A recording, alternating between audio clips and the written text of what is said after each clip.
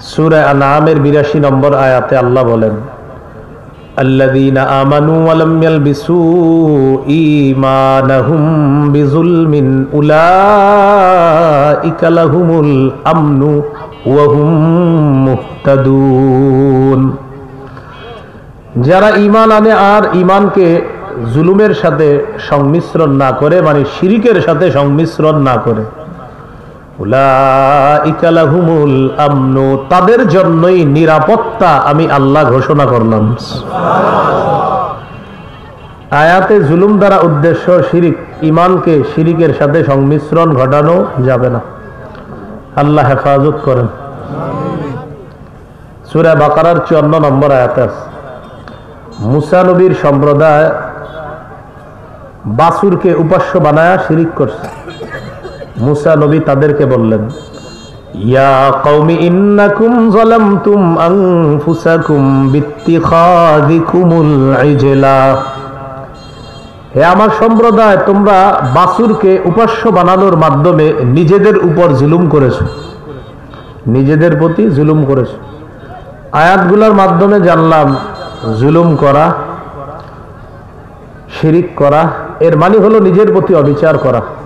আল্লাহ তাআলা আমাদেরকে শিরিক নামক মহা জুলুম থেকে হেফাজত করেন। আমিন। ২ নাম্বার, পাপের মাধ্যমে মানুষ নিজের উপর জুলুম করে। কিসের মাধ্যমে? পাপের মাধ্যমে। সূরা নিসার ১১০ নম্বর আয়াতে আল্লাহ বলেন, وَمَن يَعْمَلْ سُوءًا أَوْ يَظْلِمْ نَفْسَهُ ثُمَّ يَسْتَغْفِرِ اللَّهَ يَجِدِ اللَّهَ غَفُورًا رَحِيمًا। কোন ব্যক্তি অন্যায় করে অথবা নিজের প্রতি জুলুম করে অথবা আল্লাহর কাছে ক্ষমা চায়, সে আল্লাহকে ক্ষমাশীল এবং দয়ালু হিসাবেই পাবে। এই জায়গায় জুলুম দ্বারা উদ্দেশ্য পাপ। এখানে জুলুম দ্বারা উদ্দেশ্য কি? পাপ। প্রথমে বললাম শিরিক, আর এটা কি? পাপ। এখানে জুলুম মানি পাপ। তো এই পাপের মাধ্যমেও নিজের প্রতি জুলুম করা হয়, আর এই জুলুমটা হলো গুনাহের মধ্যে আপনি নিমজ্জিত হয়ে যাওয়া। এই জুলুম থেকেও আল্লাহর কাছে ক্ষমা চাইলে আল্লাহকে ক্ষমাশীল পাওয়া যাবে, দয়ালু পাওয়া যাবে। সূরা আলী ইমরানের ১৩৫ নম্বর আয়াতে আছে, والذين إذا فعلوا فاحشة أو ظلموا أنفسهم ذكروا الله فاستغفروا لذنوبهم ومن يغفر الذنوب إلا الله والذين إذا فعلوا فاحشة। এবং তারা ওই সমস্ত লোক যারা অশ্লীল কাজ করে। আওয়াজটা কমান, উপরের আওয়াজটা কমান আরো।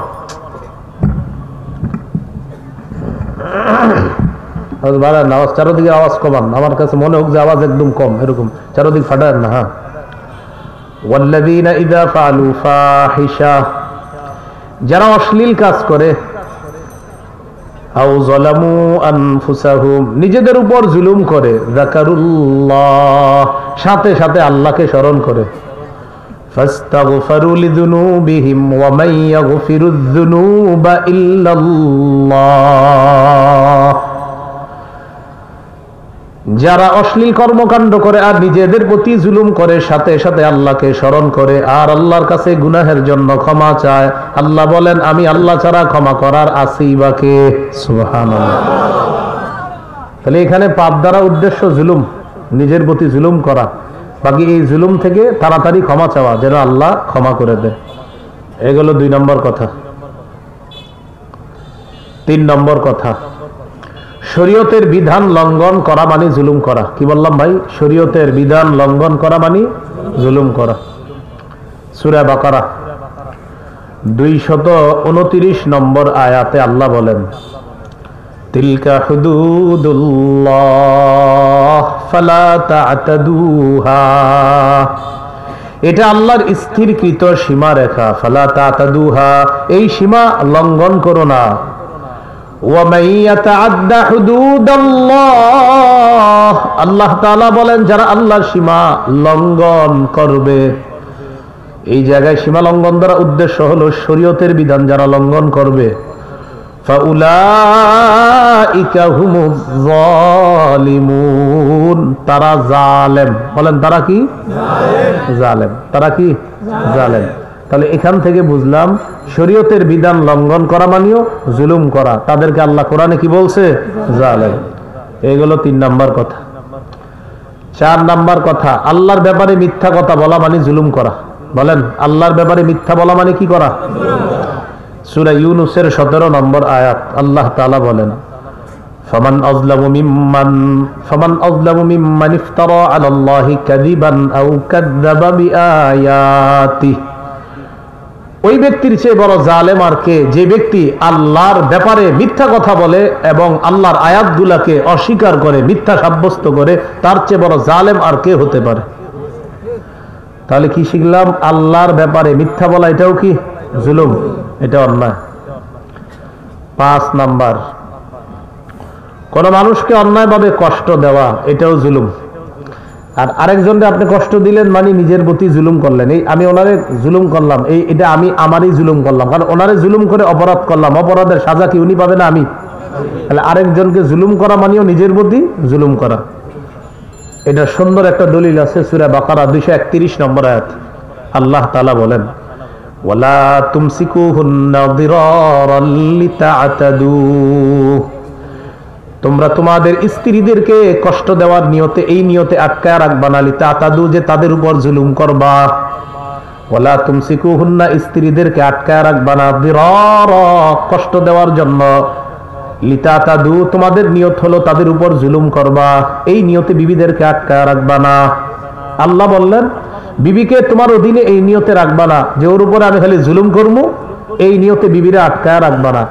এখন কি বললো আল্লাহ? যে তুমি বিবিরে জুলুম করার নিয়তে আটকায় রাখবা না। পরে কি বলে দেখেন, ওয়ামাইয়াফআল যালিকা, যারা বিবির উপর জুলুম করার জন্য বিবিকে আটকায় রাখে, ফাকাদ যালামা নাফসা, সে প্রকারান্তরে নিজের উপরেই জুলুম করছে।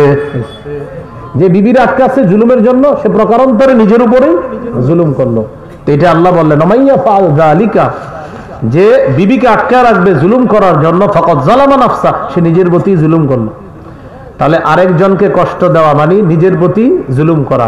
তাহলে সুন্দর একটা কথা শিখলাম, আপনি যদি কখনো কারো উপরে জুলুম করেন, তো জুলুম তো করলেন, আপনি নিজের প্রতি জুলুম করলেন।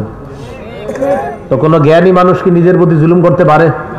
এই জন্য আরেকজনের উপরে জুলুম না করা। আল্লাহ কথাগুলা বুঝার তৌফিক দান করেন। সূরা নাহালের 41 নম্বর আয়াতে আল্লাহ বলেন, ওয়াল্লাযীনা হাজারু ফিল্লাহ মিন বা'দি মা যুলিমু লানুবাউইআন্নাহুম ফিদ দুনিয়া হাসানা। সাহাবীদের ব্যাপারে আল্লাহ বলেন, যাদেরকে নির্যাতন করার পর, জুলুম করার পর, যারা আল্লাহর জন্য হিজরত করেছে, যারা নির্যাতিত হওয়ার পর আল্লাহর জন্য হিজরত করেছে, আমি আল্লাহ তাদেরকে দুনিয়াতে উত্তম ঠিকানার ব্যবস্থা করে দিব। এখানে কাফেরদের নির্যাতনের কথা আল্লাহ বললেন, আর মাজলুম কারা? সাহাবায়ে কেরাম।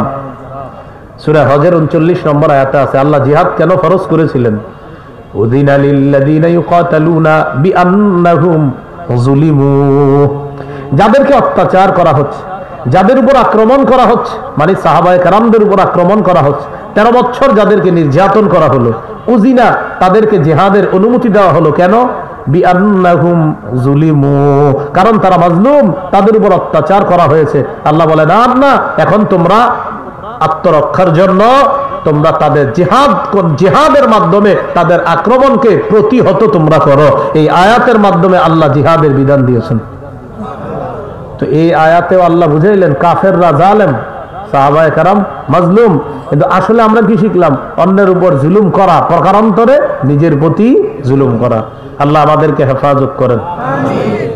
6 নাম্বার, অন্যকে কষ্ট দেওয়া মানেও জুলুম করা।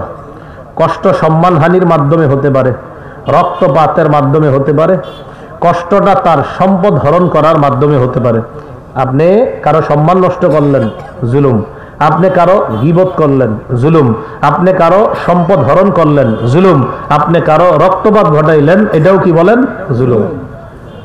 তো এই জুলুম করা এটাও নিষেধ। সহিহ বুখারীর বর্ণনা 2449 নম্বর হাদিস, 2449। قال رسول الله صلى الله عليه وسلم মান কানাত লাহু মাজলিমাতুন লিআখিহি মিন ইরজিহি আও বিশাইইন ফালইয়াতাহাল্লাল মিনহু আল-ইয়াওম। নবীজি বলেন, দুনিয়ার মধ্যে কেউ যদি কারো প্রতি জুলুম করে থাকো, হতে পারে সেটা সম্মানহানির মাধ্যমে অথবা অন্য কোনো মাধ্যমে। দুনিয়াতে কেউ কারো উপরে জুলুম করেছো, হয়তো সম্মানহানির মাধ্যমে, হয়তো গীবতের মাধ্যমে, অথবা অন্য কোনো মাধ্যমে করেছো। ফালইয়াতাহাল্লাল মিনহু আল-ইয়াওম, ও জালেম, আজকেই তুমি ওই মাজলুমের থেকে মুক্তি নিয়ে নাও, রেহাই নিয়ে নাও। এই বিষয়টার মীমাংসা দুনিয়াতে থাকতেই করে নাও। নবীজি বললেন, কেন? ক্বাবলা আন লা ইয়াকুনা লাহু দিরহামুন ওয়ালা দিনার।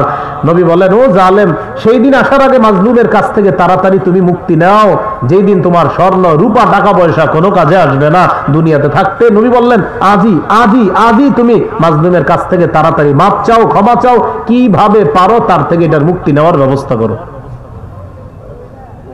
তাহলে এখান থেকে বুঝলাম, অন্যের প্রতি একটা হলো অন্যকে কষ্ট দেওয়া, এটাও কি বলেন? জুলুম। এটা করবো না, আল্লাহ হেফাজত করেন।